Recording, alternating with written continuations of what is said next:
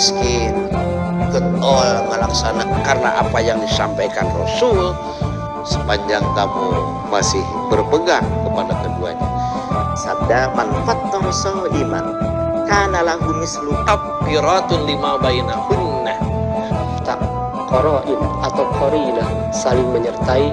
Dalam hadis kita seringkali tidak peduli, mengesampingkan seperti ini misalnya. Ayo, Allah memberikan saat-saat atau waktu-waktu diijabahnya doa kita. Jauhul lain.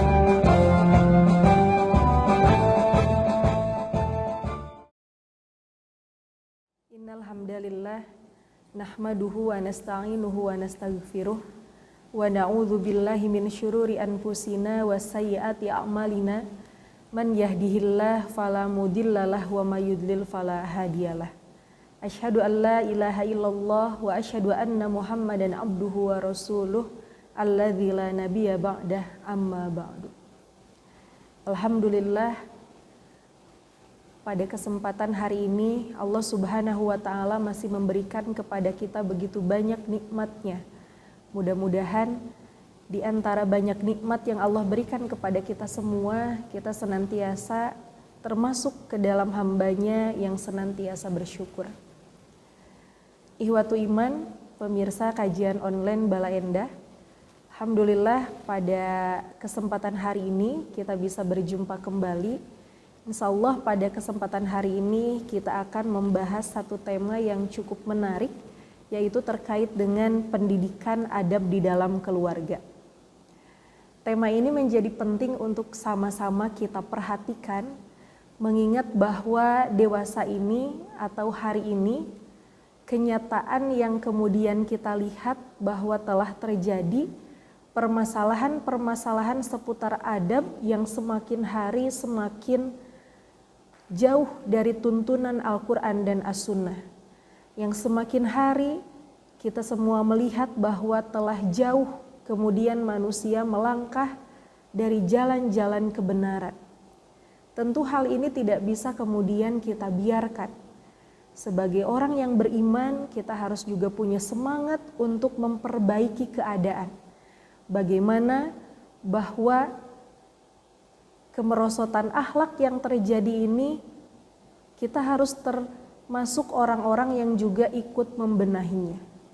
Nah, maka dari mana penyelesaian permasalahan ini? Nah, tentunya penyelesaian permasalahan ini meski kita lihat dari dua sisi.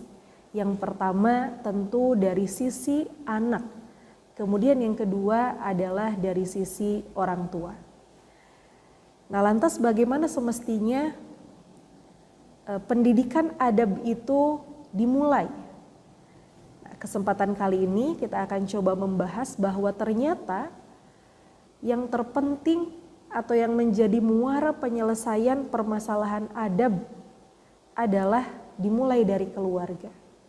Allah Subhanahu wa taala berfirman di dalam Quran surat At-Tahrim ayat ke-6, A'udzu billahi minasyaitonir rajim, ya ayyuhalladzina amanu qu anfusakum wa ahlikum nar, al-ayah. Di dalam ayat tersebut Allah Subhanahu wa taala menyeru kepada orang-orang yang beriman. Setelah Allah menyeru kepada orang-orang yang beriman, kemudian Allah melanjutkan ayat itu dalam kalimat berbentuk perintah. Bahwa yang pertama harus diperhatikan adalah anfusakum, diri kita sendiri. Maka artinya pendidikan adab itu harus dimulai dari kedua orang tua. Pendidikan adab harus dimulai dari mendidik diri sendiri. Imam Ibnu Katsir ketika menafsirkan Quran surat At-Tahrim ayat ke-6 dikatakan bahwa bagaimana cara kita menjaga diri dan keluarga dari siksa api neraka. Beliau menafsirkan yaitu dengan cara melaksanakan semua perintah Allah dan menjauhi semua larangannya. Ayat ini tegas bahwa seorang bisa melaksanakan perintah Allah dan bisa menjauhi larangan Allah itu semua bermula dari ilmu. Dengan ilmu akan tertuntun amal seseorang. Sampai akhirnya ilmu itu bisa mengantarkan mana yang harus dilakukan dan mana yang harus dihindari. Nah, maka ayat ini memberikan penjelasan dalam pendidikan anak pun begitu. Ya, bahwa sebelum mendidik anak maka didiklah diri terlebih dahulu. Karena ada satu pepatah Arab yang sangat menarik sekali untuk kita sama-sama simak. Dikatakan bahwa kaifa istaqimma dhillu wa audihi awajun. Jadi bagaimana mungkin bayangan itu bisa menghasilkan bayangan yang lurus sementara bendanya itu awajun, bengkok. Hal ini kalau kita perhatikan bahwa tidak mungkin lahir anak-anak yang solih, anak-anak yang baik adabnya, kalau tidak dimulai dari orang tua yang mensolehkan diri, orang tua yang belajar tentang adab dan menerapkan adab itu dalam kehidupan sehari-hari. Maka dalam pepatah Arab itu dikatakan mustahil ada bayangan yang lurus sementara yang menjadi bayang-bayang dari hal tersebut wajun, bengkok. Nah, maka dari itu bahwa Rasulullah Shallallahu Alaihi Wasallam telah memberikan panduan kepada para orang tua, kepada kita semua. Di dalam hadis riwayat Ibnu Majah, beliau menyampaikan akrimu auladakum wa ahsinu adabahum. Muliakanlah anak-anakmu dan perbaikilah adab mereka. Ini menjadi perintah dari Rasulullah bahwa orang tua tidak boleh luput memperhatikan pendidikan adab di dalam keluarganya. Maka di dalam hadis riwayat Tirmizi kemudian ditegaskan kembali bahwa ma nahala walidun waladahu afdolu min adabi hasanin, bahwa tidak ada pemberian dari seorang ayah kepada putranya, kepada anaknya, afdol yang lebih utama min adabin hasanin, kecuali pendidikan adab. Dua dalil yang tadi disampaikan, Rasulullah Shallallahu Alaihi Wasallam memberitahu kepada para orang tua bahwa perhatikanlah pendidikan adab. Mulailah pendidikan adab itu diterapkan di dalam keluarga, karena keluarga diharapkan menjadi penyelesaian permasalahan adab yang pertama dan paling utama. Sehingga ketika di keluarga itu telah diterapkan pendidikan adab, maka diharapkan lahirlah kemudian anak-anak, generasi-generasi muda yang kemudian memiliki ahsani adabin hasanin, adab yang baik. Kemudian hal yang harus diperhatikan bahwa pendidikan adab itu sangat penting, bahwa ada satu ungkapan. Ungkapan ini mungkin oleh para santri sering sekali diucapkan ketika selesai baiat, bahkan menjadi satu kalimat yang wajib dihafal, bahkan diinternalisasikan di dalam diri para santri. Kita dulu sering menyebut bahwa syubanul yaum rijalul ghad wa banatul yaum ummahatul ghad, bahwa anak laki-laki hari ini, pemuda hari ini, rijalul ghad, adalah calon bapak di masa yang akan datang, rijal, calon pemimpin di masa yang akan datang. Kemudian wa banatul yaum, dan anak-anak perempuan hari ini, ummahatul ghad, adalah para calon ibu di masa yang akan datang. Hal ini menandakan bahwa anak-anak kita adalah calon pemimpin di masa depan. Ya. Nah, maka dengan tugas yang berat ya tersebut, anak-anak kita tuh perlu bekal sehingga pada masanya, pada waktunya mereka siap untuk memimpin dirinya sendiri, untuk kemudian lebih siap dalam memimpin orang lain, memimpin umat lebih luasnya. Nah, maka apa yang dibutuhkan seseorang untuk kemudian bisa memimpin di masa yang akan datang. Nah, yang pertama tentu yang dibutuhkan oleh anak-anak kita adalah ilmu. Karena kita harapkan dengan ilmu anak-anak kita memiliki bekal, memiliki kesiapan untuk memimpin di masa yang akan datang. Nah, mengapa ilmu? Karena ilmu itu akan memberikan tuntunan kepada mereka. Bahkan nanti pendidikan adab di dalam keluarga itu dimulai dari ilmu. Nah, maka kita bisa membayangkan ketika lahir generasi di masa yang akan datang, tetapi mereka tidak memiliki ilmu, tidak memiliki bekal dan juga tidak disiapkan bekal ilmu oleh kedua orang tuanya, maka bisa dipastikan kualitas pemimpin di masa yang akan datang itu seperti apa. Nah, maka pemuda-pemuda kita adalah pemimpin di masa depan, dan pemimpin di masa depan itu perlu berbekal ilmu. Karena ketika ada kerusakan ilmu, kemudian ilmu itu tidak dipandang penting oleh generasi muda, oleh anak-anak kita, maka yang terjadi adalah kerusakan. Ya, kerusakan para pewaris Nabi, atau dalam istilah lain kerusakan ulama. Sampai pada akhirnya ketika orang-orang tumbuh dengan tanpa ilmu, dia akan sesat dan menyesatkan. Dia akan memberikan fatwa dalam kekeliruan. Nah, maka dari itu pendidikan adab tadi kembali lagi harus dimulai dengan ilmu. Pondasi dari pendidikan adab adalah ilmu.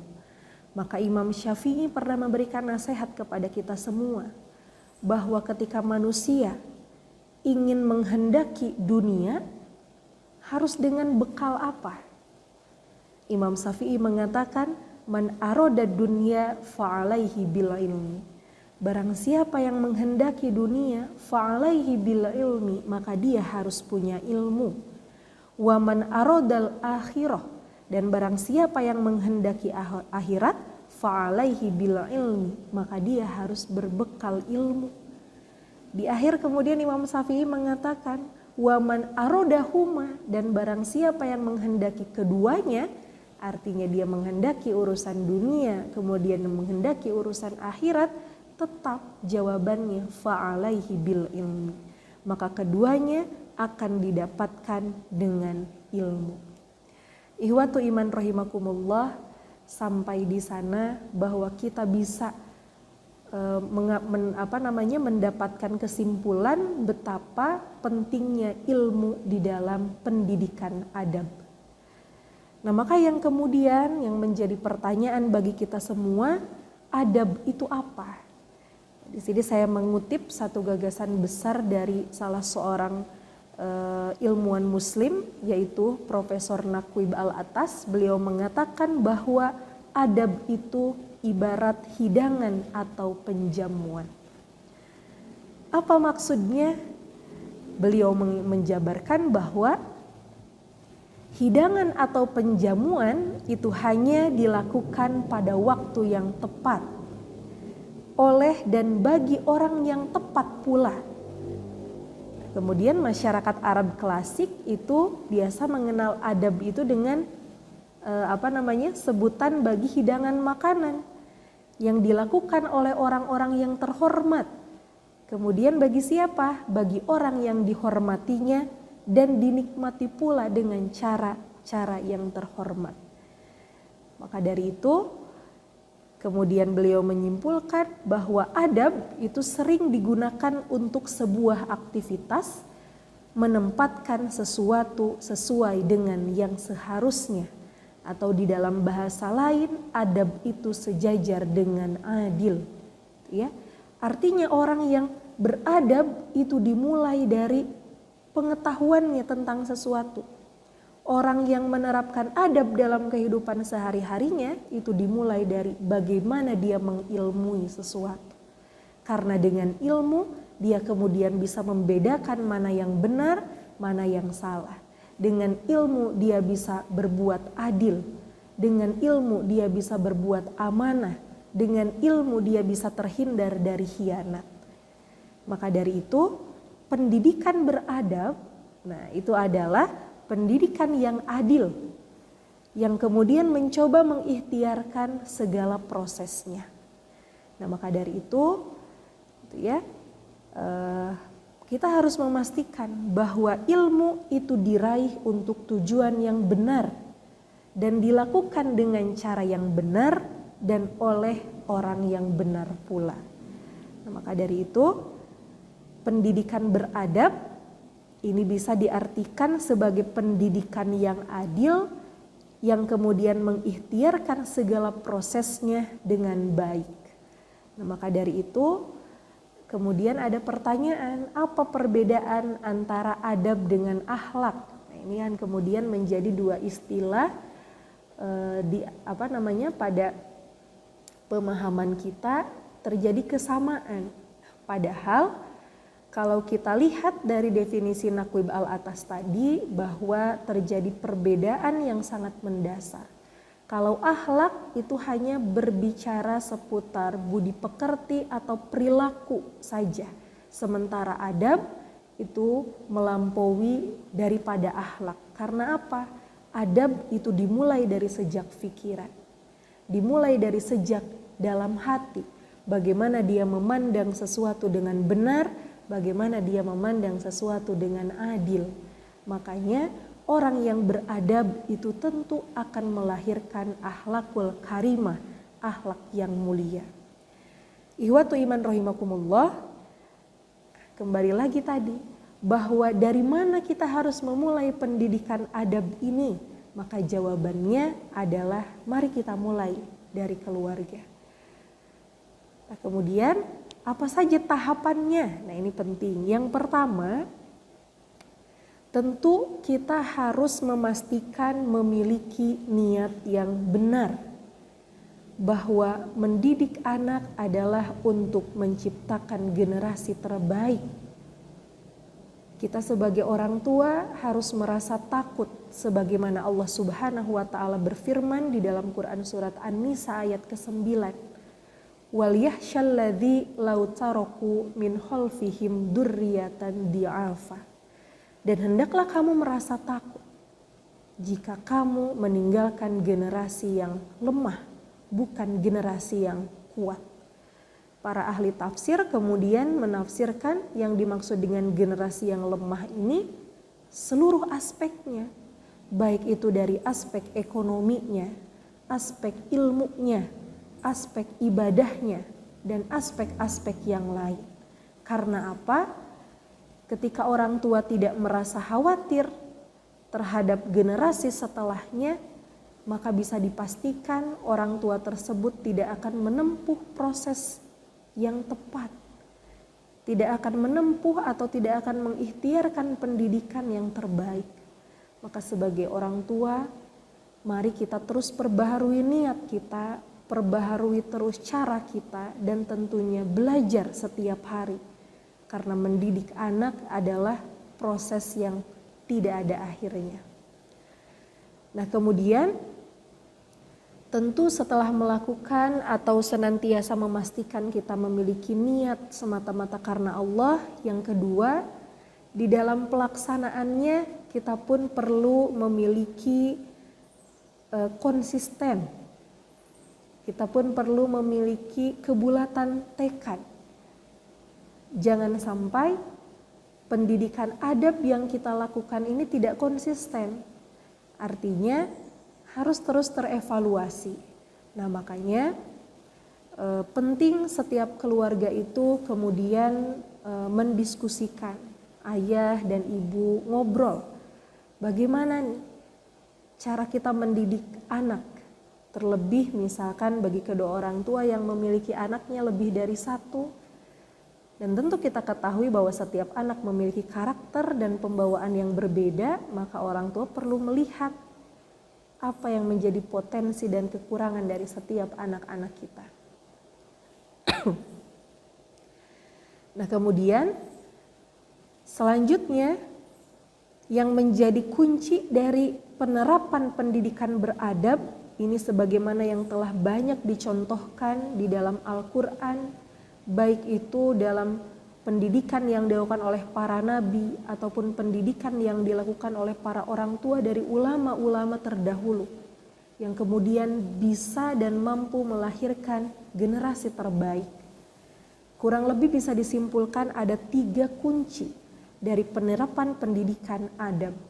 Yang pertama adalah keteladanan. Nah, bagaimana orang tua tidak cukup hanya menasehati, tidak cukup hanya sebatas ucapan atau perkataan, namun orang tua tidak tampil di hadapan anak sebagai teladan. Orang tua tidak tampil di hadapan anak memberikan contoh. Nah, maka penting bagi kita untuk bisa menghadirkan keteladanan. Karena keteladanan ini adalah prinsip pendidikan yang dilakukan oleh para nabi dan para orang tua hebat yang telah melahirkan generasi terbaik. Kemudian yang kedua, sebagaimana pernah dicontohkan oleh Luqman Al-Hakim, bahwa di antara kunci penting pendidikan adalah komunikasi yang baik.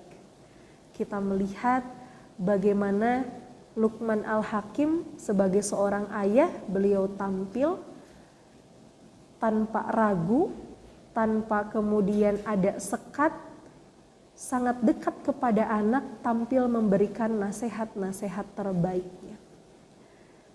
Luqman Al-Hakim di dalam membangun komunikasi dengan anak itu dimulai dengan sapaan yang baik kepada anak. Sebagaimana kita ketahui bahwa setiap kali nasihat itu diucapkan oleh Luqmanul Al-Hakim itu selalu dimulai dengan panggilan sayang, yaitu menggunakan kata ya bunayya, wahai anakku sayang. Nah, ini penting bahwa ternyata tahapan dalam pendidikan anak itu bagaimana mengikat hati anak terlebih dahulu, membuat anak nyaman terlebih dahulu. Baru setelah terikat hatinya kita sampaikan nasihatnya. Bukan disampaikan untuk tertuju pada pikirannya, tapi kita sampaikan pada hati. Sehingga ketika hati bicara kepada hati, maka yang akan terjadi adalah terikat, kelekatan, kedekatan. Dan luar biasanya Luqman Al-Hakim ini melakukan itu semua. Jadi kunci yang kedua adalah bagaimana membangun komunikasi yang baik. Kemudian yang ketiga, tentu tadi juga sudah disampaikan bahwa perlu kedisiplinan. Ya, kedisiplinan ini adalah satu konsistensi dari orang tua bersama anak bagaimana melakukan hal-hal kebaikan secara bersamaan. Nah, sehingga nanti di dalam proses pendidikannya tidak kemudian anak merasa menjadi satu-satunya yang harus melakukan. Tapi mari kita bangun bahwa pendidikan adab ini justru dimulai dari keteladanan dengan komunikasi yang baik, kemudian sehingga pada akhirnya ada pendisiplinan yang baik. Dari itu semua, hal yang terpenting adalah bahwa kita sebagai orang tua ingin selalu mengusahakan pendidikan yang terbaik bagi anak-anak kita. Nah, maka pendidikan yang terbaik itu bukan dilakukan oleh orang lain, bukan dilakukan oleh lembaga pendidikan, baik yang sifatnya formal maupun non formal, tetapi justru tanggung jawab pendidikan itu ada pada kedua orang tuanya. Ihwatu iman rahimakumullah, maka mari kita menjadi bagian dari penyelesaian masalah-masalah adab yang hari ini semakin menakutkan, yang hari ini semakin kemudian kita melihat banyak berita-berita bersebaran di media sosial, di televisi, terjadi banyak sekali contoh-contoh yang tidak baik. Nah, maka mari kita menjadi keluarga yang membangun pendidikan adab dimulai dari keluarga sebagai bentuk ikhtiar menyelamatkan generasi yang akan datang. Ihwatu iban rahimakumullah, Ramadan ini menjadi momentum untuk kita sama-sama belajar, untuk kita sama-sama mendidik diri Maka dari itu para ulama menyebutkan bahwa di antara nama dari Ramadan adalah Ramadan Syahrun Tarbiyah. Ramadan adalah bulannya mendidik diri. Mendidik diri untuk bisa mengendalikan hawa nafsu, mendidik diri untuk bisa menjadi pribadi yang lebih baik, mendidik diri untuk bisa menjadi pribadi yang lebih takut kepada Allah dan lebih menghambakan diri kepada Allah. Juga Ramadan menjadi bulan pendidikan bagi keluarga, bulan yang menjadi mendekatkan dengan keluarga. Karena kalau bukan Ramadan tentu ada hal-hal yang sulit kita lakukan. Maka dari itu luar biasanya Ramadan hadir untuk memberikan pendidikan kepada kita semua. Maka jangan sia-siakan bulan Ramadan yang beberapa hari ini segera berlalu. Ramadan sebentar lagi akan pergi. Mudah-mudahan di sisa waktu terakhir kita bisa menjadi orang-orang yang sebagaimana Rasulullah contohkan. Di 10 hari terakhir Ramadan diperumpamakan Rasulullah itu mengencangkan ikat pinggangnya. Rasulullah saking bersungguh-sungguhnya. Karena apa? Kita tidak bisa menjamin diri kita akan bertemu dengan Ramadan di tahun yang akan datang. Maka sebagai seorang muslim yang tidak mau menyia-nyiakan momentum Ramadan, mari kita maksimalkan sisa waktu terakhir di bulan Ramadan dengan ibadah terbaik kepada Allah. Juga selain ibadah terbaik kepada Allah, mari kita bangun kualitas pendidikan adab dimulai dari keluarga. Iwatu iman rahimakumullah, itu saja yang bisa disampaikan. Mudah-mudahan pembahasan yang tadi disampaikan bisa menjadi nasihat untuk kita semua sebagai orang tua, juga menjadi bekal bagi para calon orang tua, sehingga kita menganggap bahwa pendidikan keluarga itu adalah penting. Dan pendidikan dimulai dari keluarga, sehingga kita berharap lahir generasi-generasi yang kuat itu dimulai dari pendidikan keluarga yang berkualitas. Mudah-mudahan Allah mampukan kita semua menjadi orang tua yang amanah, orang tua yang bisa menjaga titipan dari Allah semaksimal mungkin sesuai dengan kehendak Allah Subhanahu wa taala. Itu saja yang bisa disampaikan. Mohon maaf atas segala kekurangannya. Akhirul kalam, aqulu qauli hadza wa astaghfirullah li wa lakum. Wassalamualaikum warahmatullahi wabarakatuh.